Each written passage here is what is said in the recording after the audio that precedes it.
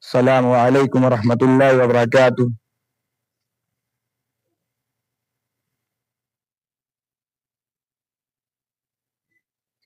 Respected dear teachers and my dear friends, to the topic of my speech, the life of Muhammad sallallahu alaihi wasallam. Allah is great and almighty. He is the creator and sustainer of the universe. He knows all the secrets of the earth and the heaven.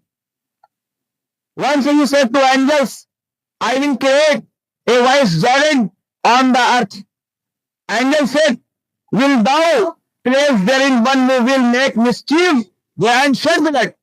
We do celebrate thy praises and glorify thy holiness. Allah said that I know, we know not. At last, Allah sent down His beloved and the last messenger for the guidance of all human beings. His name is Muhammad sallallahu alaihi wasallam. Muhammad sallallahu alaihi wasallam was born on 22nd April 571 at Mecca in Arabia. He brought the Quran.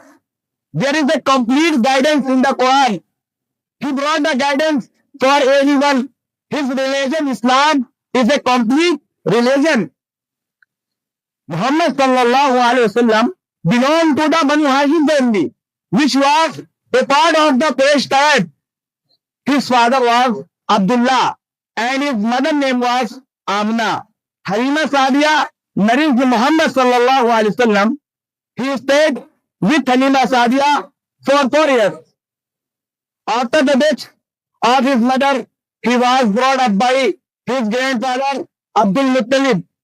2 years later, he also passed away. Then his uncle Abu Talib took care. Of him. Muhammad sallallahu alaihi wasallam rather Nabi spent his time in the cave of Hira to pray Allah. This cave is 5 kilometers from Mecca. Allah revealed first verses of Quran to him in this cave. Angel Jibreel alayhi salatu wasalam appeared before him and asked him to read.